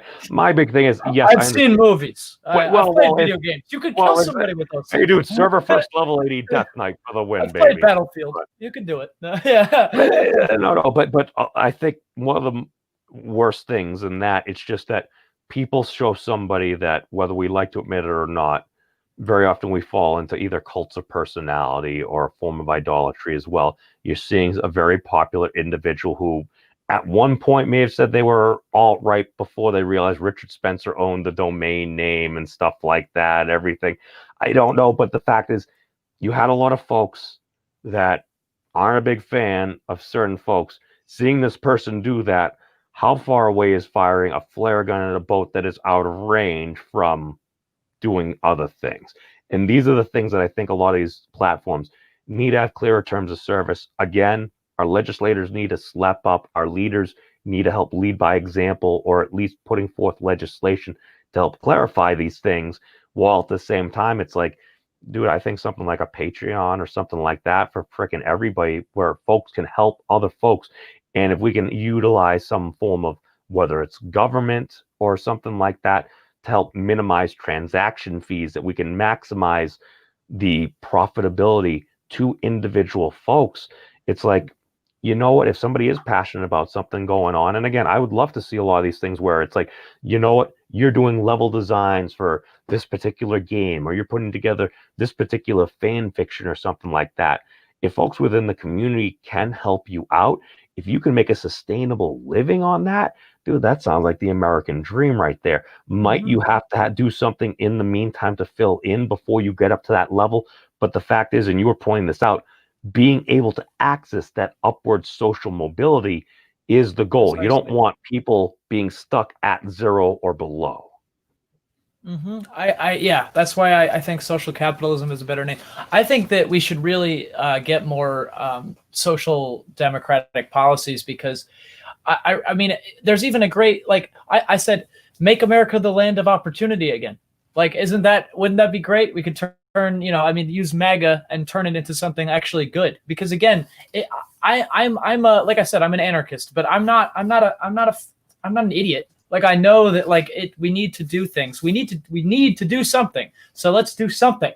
Like, it's like, that's why I wasn't one of those, like, I voted for Biden, because I was just like, look, we just need to get Trump out of office. I'm no fan of Biden. I don't think he has really, I mean, he's pretty far right too. So like, he's not great, but he's still like within, like, he's not going to go around saying fake news, even if the news is like fake, let alone real. Like, he's going to actually listen to people at the very least, or at least his cabinet. Well, I don't know. He's a little, but we need to have access to democracy again. We need to give people the opportunity to at least, at the very least, live a life where they can have an apartment and have access to healthcare and food. And I think the most important thing is they should have a little bit of extra money for either saving or for just, really just to save. You should have more than you need, not by much, but like a little bit, so that they can put it away. They can, buy an expensive thing like once in a while, get some because you need something nice every once in a while, every like few months to like a year. You need to buy like a new TV or a new car even, or something like that. Take out a loan. If you have this stuff, you can at least make payments on the loan, so you don't have to like save up a lot of money. But then you could also use it to give to people's Patreons and stuff like that. And Patreon would be a great way of. We need more of those companies too. I suppose we don't need that many more, but we do, because competition is important too. There's a left. I'm not sure if it's camaraderie or something like that. There is a lefty one that's coming up. I still need to put them in touch with somebody, one of the reps from the Adult Performers Actors Guild. So I realized, like, what was it, OnlyFans and stuff. They had some changes that had kind of riled a little bit of feathers, because of, I think it was a Bell Duffy. I don't know. It was wait, just because somebody had an OnlyFans? Well, what ended up happening is one individual, I think, apparently, I'm not sure if this was fraudulent or not. So again, take it with a grain of salt. It was alleged that an individual said she was going to put up certain types of photos, and then apparently, I think you're right. Yeah, false advertising. And there ended up having to be like a refund of almost like $1 million. So you're dealing with those chargeback. Well, you can't lie to people. Yeah, well, that's the thing. You can't mislead. Yeah. So basically, that kind of restructured some folks within there. And then one of my friends, who happens to be pretty high up there on OnlyFans, I asked her if she happened to have noticed a bit of a difference there. And apparently, they had lowered the maximum donation down by, I think, $250 down to like, I think, $100 or something. So she did say it did affect her a little bit as well. That's weird.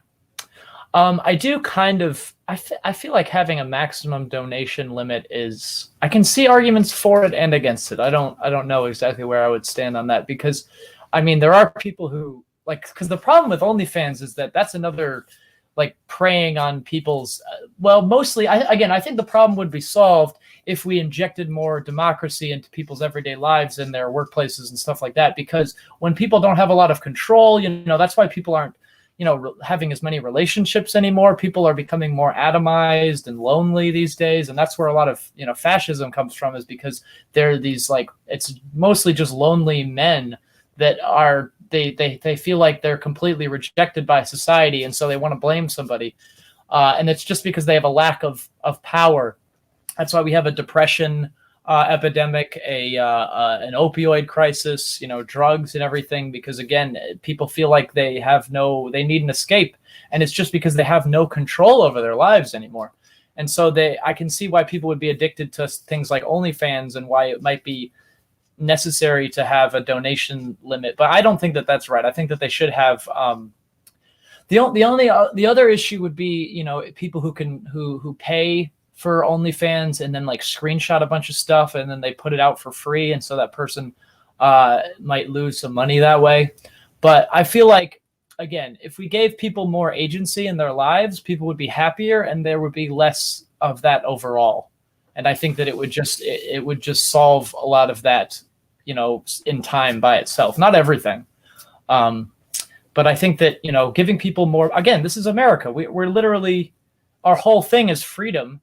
And if you're the majority of Americans, you don't have any at all. You have to work all day and all night to barely pay for anything. And now that you have COVID, we have no support for people who are getting sick and everything like that. And then of course, medical bills cost things. So in a pandemic, that's like the worst thing that you can do.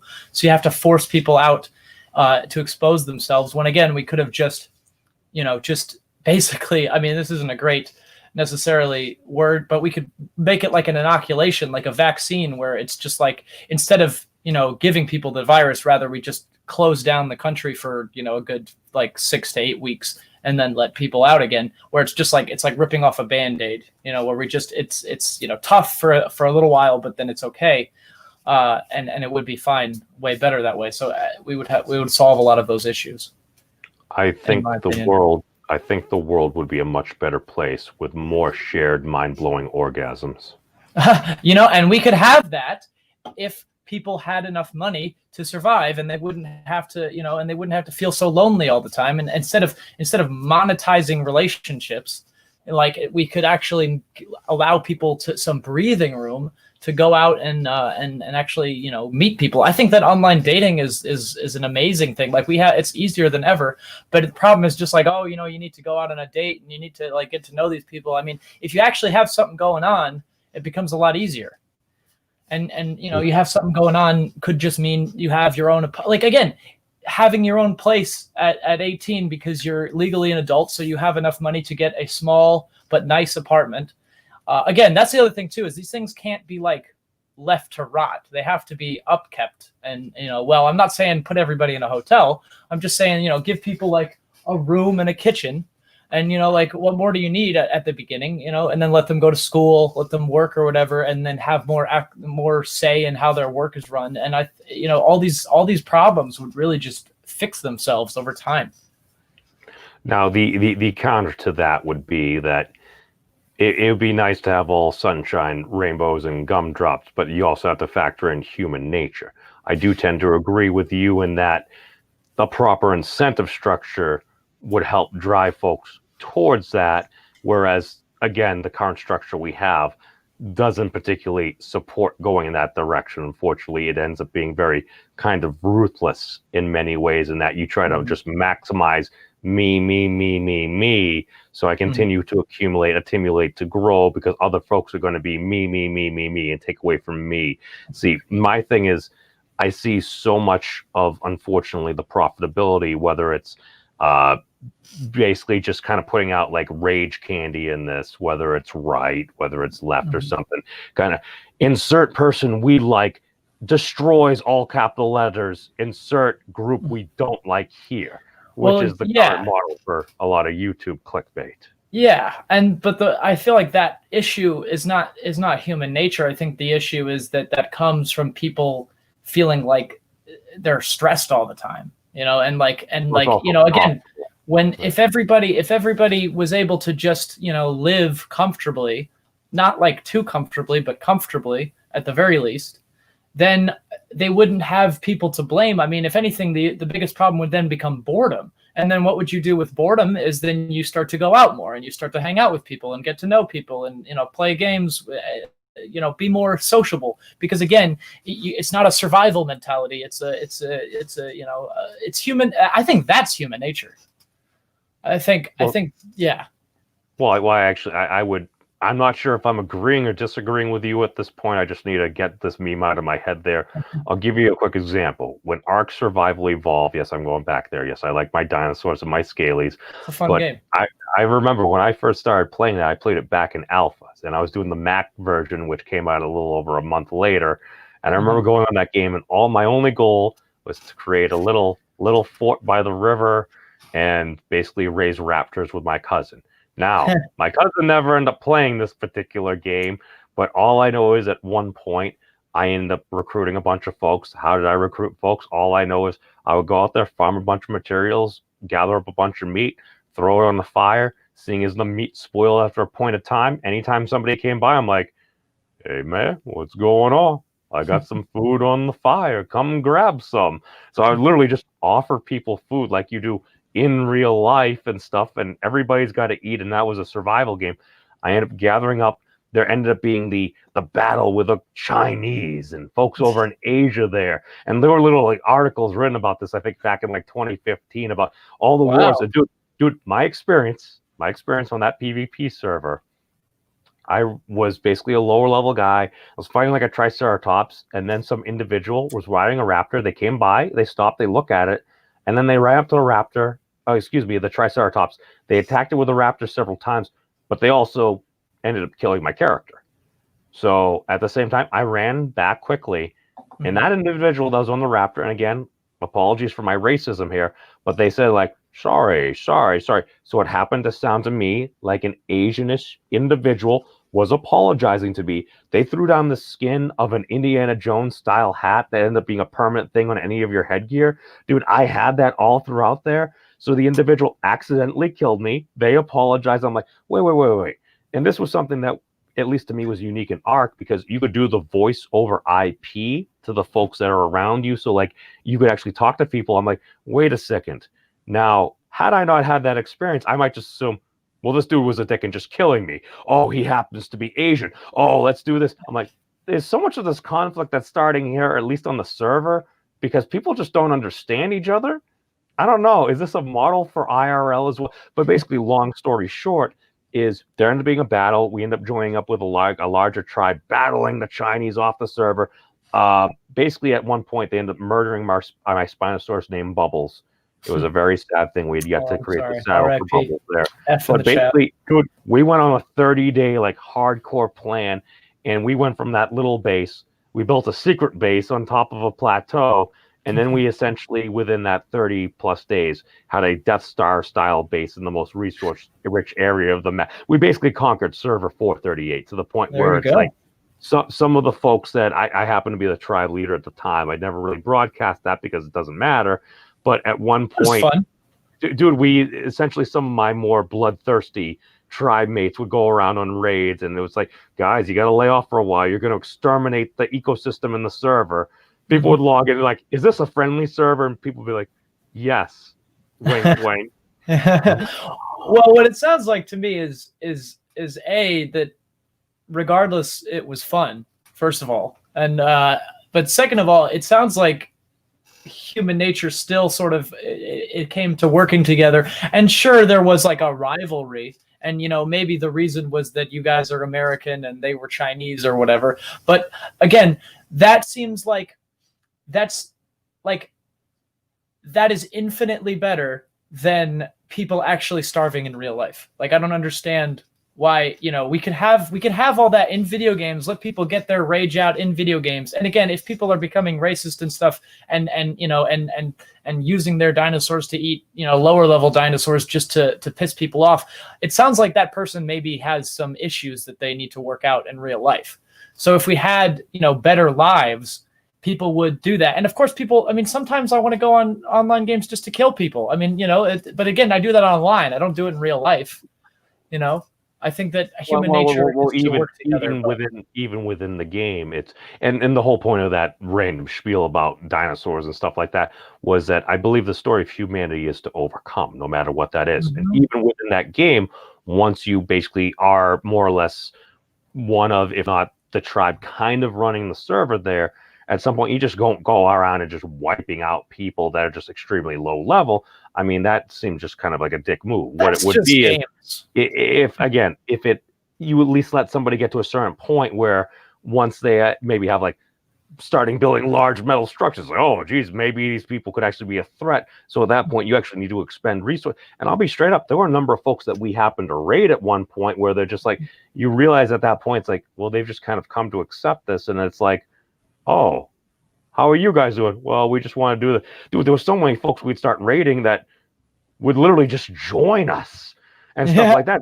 That was literally how we conquered that server. But we would do battle with folks like even one of my hardcore teammates tried to gank me when I was a lower level. I'm like, oh my god, I'm just trying to run because I think they're much higher level, even though like I could have probably turned around and killed them because I put a lot into like health and stuff like that at the time. Then I ran into my base and there was a dinosaur there. It's like, whoa, let's not bring the dinos into. And it's like just the sheer fact, if you can talk and effectively communicate with somebody, dude, they don't need to be your enemy. If you can turn an enemy into a friend, man, dude, those are some very strong bonds and stuff. And that's why I'm like, I don't like a lot of the current meta, if you would, again, kind of going back where it's like, well, you need to put your proverbial boot on their throat and squeeze absolutely everything out of them. No. If I'm having a discussion with somebody, and even if I've kind of got them up against the quote unquote ropes, depending on whatever we're talking about, why would I try to squeeze and destroy a person where it's like, no. It's like at that point, it's kind of like sparring rather than trying to have a death match. If you're sparring with somebody and you knock your opponent down, you reach down, you offer them a hand up and stuff, and you show them that it's like there ain't no big thing here. It's like, yeah, we have a disagreement, but I'm still going to treat you like a human being and have a little dignity there. And I think human dignity is something that is very important that we've kind of lost in many ways. Yeah. And I think that comes from capitalism's innately competitive and because the whole point is to buy out your competition and to destroy them and to hoard all the resources for yourself and keep them from other people. When if we just gave people enough resources to survive and let them sort of do what they wanted, that again, it would just it sounds like we agree that things would work out infinitely. I think again, a lot of it comes down to the proper incentive structure as well. Because ultimately, let's face it, in life at times, you're going to have to do things that you don't necessarily want to do. Now, those things might be very important to eat, whether it's helping yourself or those folks around you. And I'll give you an example, and correct me if I'm wrong here, but I think one of the most successful communes that exist in these United States are a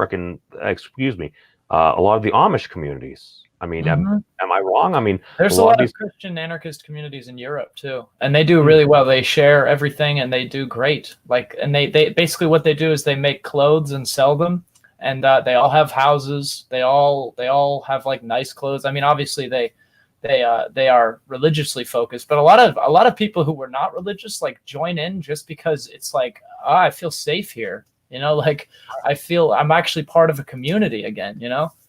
And I like. We've lost that, and I feel like we're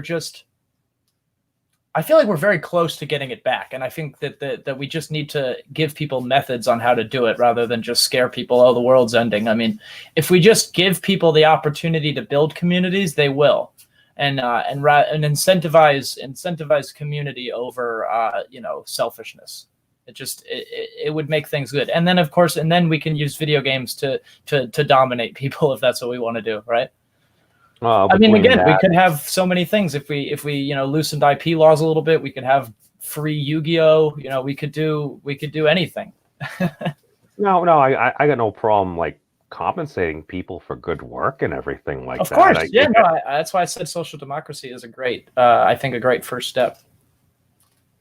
We just need to get people out of the mindset that America is like the best because we had, a giant land with most resources that didn't even go in, like was completely fine during the First World War and then didn't even join the Second World War till it was almost over.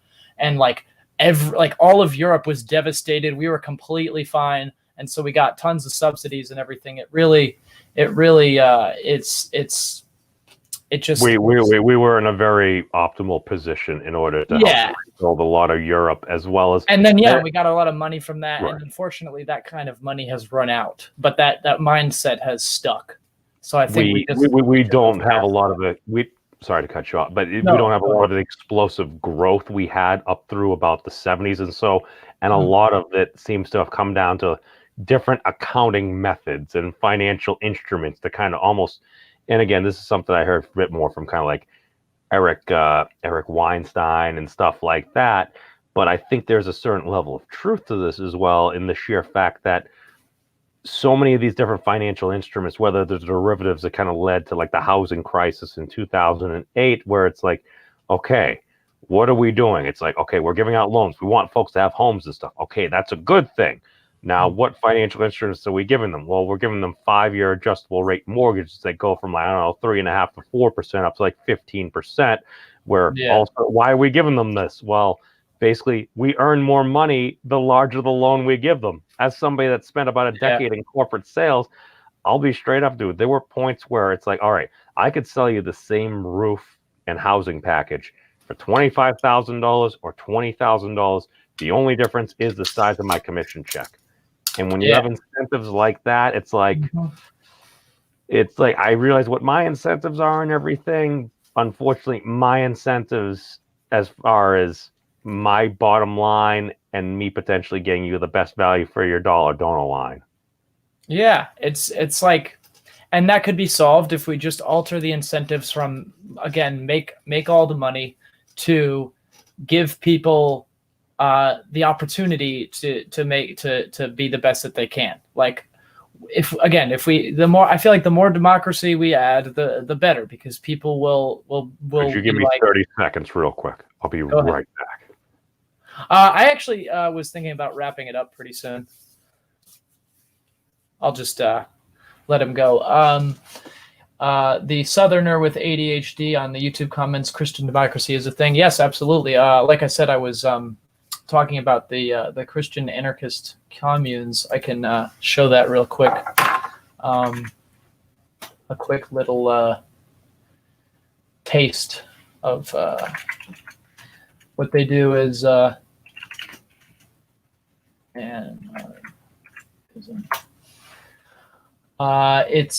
it's a is this the one? I can't seem to find it. It was a video on YouTube, but Christian Anarchy.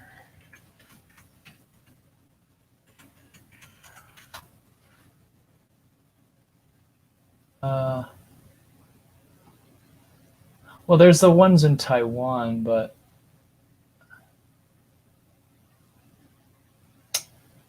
I forget. It was in England, I thought. I don't know. I can't find it, but they were a thing. I mean, there's some in Indonesia, but I feel like people are less interested in that. I can post a link in the chat.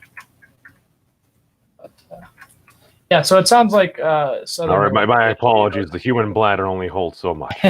Yeah, well, actually, it's kind of unfortunate. I was saying I think we could kind of wrap it up if you want anyway. Okay. Yeah, no worries. Yeah, it's been great. We'll have to do it again, and I'll actually have to talk to you about some of the connections that you have, if you wouldn't mind, because I would be interested in maybe talking to some of those people too. No, totally. It's like I said, it's like I kind of find myself like, this is why I say I'm a pathfinder, and that I basically travel around between so many different communities, and I try to listen, I try to learn, I try to provide input in generally kind of a bit more of a reasonable way, at least in my mind. I like to think of just kind of providing an additional perspective rather than just screaming at a person and telling them that they're wrong.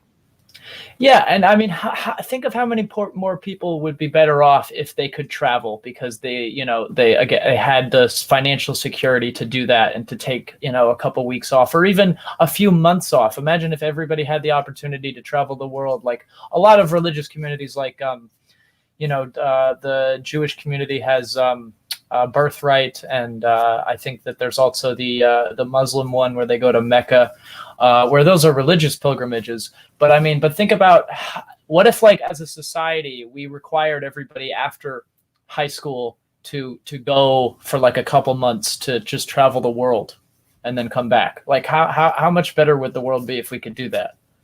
I think getting around and seeing a lot of the world helps open up a whole bunch of different perspectives. I mean, I was personally just talking about traveling around to different corners of the internet, but I mean, dude, if we could actually world travel and not have to worry about like this pandemic and everything, I think that would help make the world a better place. Totally. I agree. So, all right, this has been Memes of Destruction. Do you have anything you'd like to plug? I imagine most of the people watching this were your fans anyway, but by all means. Oh, no worries. If anybody cares to check out what I do in this internet stuff and things, you can find me on the YouTubes at the Memes of Destruction or on the Twitters at Meme Destruction. I will link both of those in the comments for you too. So much appreciated. Thank you for having me on. All right, I'll see you next time. Bye. Peace out.